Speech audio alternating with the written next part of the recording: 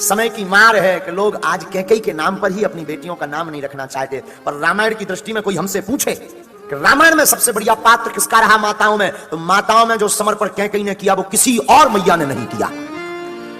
हाँ, कैकेयी ने जो समर्पण राम के प्रति किया वो किसी ने भी नहीं किया। बालकाल में एक बार राम जी खेल रहे थे और खेल खेल में राम जी ने कैकेयी मैया की आंखों पे हाथ रख दिए। माता तो सब जानती, लेकिन मैया कैकेयी खेल करने लगी तो राम जी ने आवाज बदल करके कहा, बताओ मैं कौन हूं। अच्छा भरत आ गया भरत। कैकेयी मैया तो पहचान गई थी, भरत आ गया भरत। झूठ बोल दिया। राम जी खिलखिला कर हंस पड़े, मैया तू हार गई है, हम भरत नहीं हम तो राम हैं। अच्छा हाँ हम हार गए बेटा। राम जी बोले, मैया आप हार गई तो हमें कुछ मिलेगा? हाँ हाँ हाँ मांगो। राम जी बोले, मैया जो हम मांगने जा रहे हैं सावधानी पूर्वक सुनना। हम ऐसा मांगने जा रहे हैं कि जिससे हो सकता है तुम्हारा सुहाग भी उजड़ जाए, लेकिन आपको देना पड़ेगा। कैकेयी कहती, राम अगर तुम्हारी प्रसन्नता के लिए मुझे एक बार नहीं 1000 बार अपने सुहाग को और अपने आप को उजाड़ना पड़े तो मैं तैयार हूं। कैकेयी कहती है कि एक बार नहीं 1000 बार मुझे अपने आप को बिगाड़ना पड़े। राम कहते हैं, मां जरा सावधानी पूर्वक सुनो। हम जो मांगने जा रहे हैं उसको मांगने के बाद हो सकता पूरा संसार तुम्हारे ऊपर थू थू करे, तुम्हारे नाम को कलंकित करे, ये ऐसा वर मांगने जा रहे हैं। कैकेयी कहती है, एक बार नहीं मैं जितनी बार जन्म लूं उतनी बार भी मुझे कलंक भोगना पड़े, पर मेरे राम अगर तुम प्रसन्न हो तो मैं उसमें भी तैयार हूं।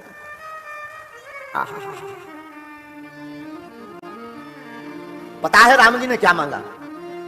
राम जी ने कहा, मां आप हमें वचन में देना चाहती तो एक ही बात दीजिए। आपके 2 वरदान उधार डले पिताजी से, तो जब मांगने की बारी आवे, जब पिताजी हमें राजा बनाने लगे, उसी वक्त आप पिताजी से भरत को गद्दी मांग लेना, हमें वनवास मांग लेना। कैकेयी कहती है, राम ऐसा अपराध मत करवा, हमें कोई दिक्कत नहीं है, तुम्हारी प्रसन्नता के लिए राम मैं कुछ भी करने को तैयार हूं, पर भरत को गद्दी में मंगा भी लूं, मुझे कोई दिक्कत नहीं, लेकिन तुम मुझसे दूर मत होना ना। पता है राम जी क्या बोले? मैया अगर तुम नहीं मांगोगी ना तो मेरे अवतार का जो कारण है ना वो पूर्ण नहीं होगा। हमने अयोध्या का भोग भोगने के लिए, राज भोगने के लिए अवतार नहीं लिया मैया। हमें तो वन में जाकर के ऋषि मुनियों के दर्शन करना है और रावण अत्याचारी का वध करना है। मां अगर तुम मुझसे प्रेम करती है तो मुझे आज वचन दे दे कि पिताजी से तू ये 2 वरदान ही मांगेगी, मेरी प्रसन्नता के लिए। राम हाँ, मेरी प्रसन्नता के लिए मैया हाँ कह दे। कैकेयी मैया की आंखों में आंसू भरा है, लेकिन कैकेयी कहती है, राम इसमें भी तुम्हारी प्रसन्नता है, मुझे पता है। इस बात को सुनकर के मेरे महाराज, मेरे नाथ, मेरे प्राणनाथ, मेरे स्वामी अपने प्राण रख नहीं पाएंगे जीवन। इनको सुनकर के पूरी राज सभा और पूरे राज्य के लोग मेरे पर थूकेंगे, मुझे थू थू करेंगे, कलंकित करेंगे। मुझे पता है राम ये बात को सुनकर के कौशल्या के हृदय पर क्या गुजरेगी। मुझे पता है राम जिस दिन मैं ये वरदान मांग लूंगी कि भरत को गद्दी, राम को वनवास, उस दिन से मेरा बेटा भरत मुझे मां कहना बंद कर देगा। राम मां कहना बंद कर देगा। और मुझे पता है राम उस दिन के बाद मैं किसी को अपना ये मुख दिखा नहीं पाऊंगी। उस दिन के बाद राम मैं अपना चेहरा किसी को नहीं दिखा पाऊंगी, लेकिन तुम्हारी प्रसन्नता है राम।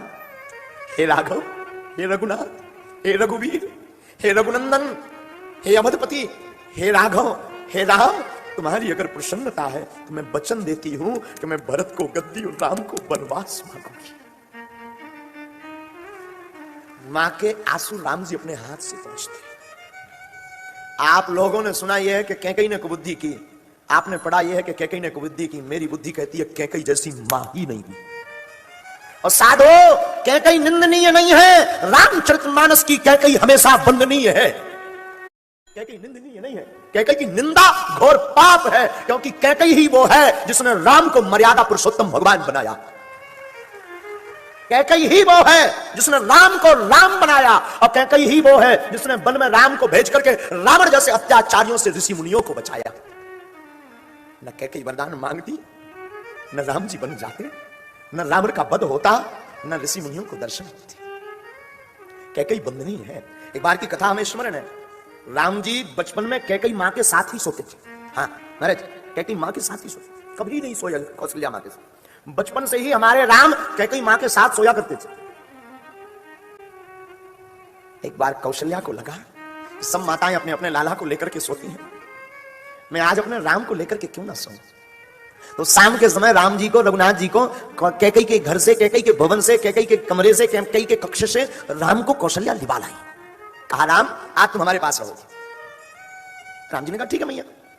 राम जी आए, मां के बगल में लेट गए। रात मध्य पहुंच गई, 12 बज गए, पर राम जी को नींद नहीं आई। यहां से वहां करवटें लें, कभी जमुहाई लें, कभी खुजली करें राम जी। तो मैया कौशल्या ने पूछा राम तुम्हारी तबीयत तो ठीक है ना, तुम ठीक हो ना, तुम रोज इतनी देर तक जागते हो। राम जी बोले नहीं मैया मैं बहुत जल्दी सो जाता हूं। राम आज तुम इतनी देर तक क्यों जग रहे हैं। राम जी बोले मैया सच सच बोलूं। हाँ सच बताओ ना। राम जी बोले मैया जब तक मैं अपनी कैकई मैया के बगल में ना सोऊं तब तक मुझे नींद नहीं आती। कौशल्या की आंख भर गई। कौशल्या की आंख में आंसू आकर के बोले राम धन्य है कैकई, धन्य है कैकई, जिसने तुझे इतना लाड़ दिया कि उस लाड़ के बिना तू रहता नहीं है। धन्य है तू और तेरी मां कैकई। और सच कहूं तो इस बगल में लेटाने का, सुलाने की भागीदार तो कैकई ही है। राम जी का हाथ पकड़ा कौशल्या ने। हाथ पकड़ करके, राम जी का हाथ पकड़ करके कौशल्या आई और भवन खोला। तो सोचा राम जी सो नहीं पाएंगे, रात खराब जाएगी, तो जाकर के कैकई के भवन में ले जाकर के राम को लिटा दें, राम को सुला दें, राम को छोड़ दें। ये तो कैकई का प्यारा है, कैकई के साथ ही रहेगा। लेकिन तब तक एक नजारा कौशल्या देखती है तो जमीन खिसक जाती है पैरों तले की। क्या देखती है, दरवाजा खोलती है तो दरवाजे के कोने पर कैकई खड़ी नजर आती है, जो कोने में खड़े होकर के रो रही होती है। तो कौशल्या पूछती तू यहां क्या कर रही। कैकई कहती है कि लगता है मेरे प्राण चले गए हो, अपने प्राणों को लेने के लिए तुम्हारे दरवाजे पर खड़ी हूं। प्रेम है कौशल्या कैकई का और राम का, ये प्रेम की पराकाष्ठा है। लोग कहते कि कैकई निंदनीय है, लोग कहते कैकई ने बुरा किया। हम कहते कभी रामायण पढ़ो, कैकई जैसी माना हुई है ना हो सकती है। कैकई निंदनीय नहीं है, कैकई बंदनीय है साहब। कैकई निंदा नहीं, कैकई तो आज भी जिंदा है। हम तो कहते और भी कैकई हो ताकि राम बन जाए और राम मर्यादा पुरुषोत्तम बने। दोस्तों प्रेम से बोलो बालाजी सरकार की जय।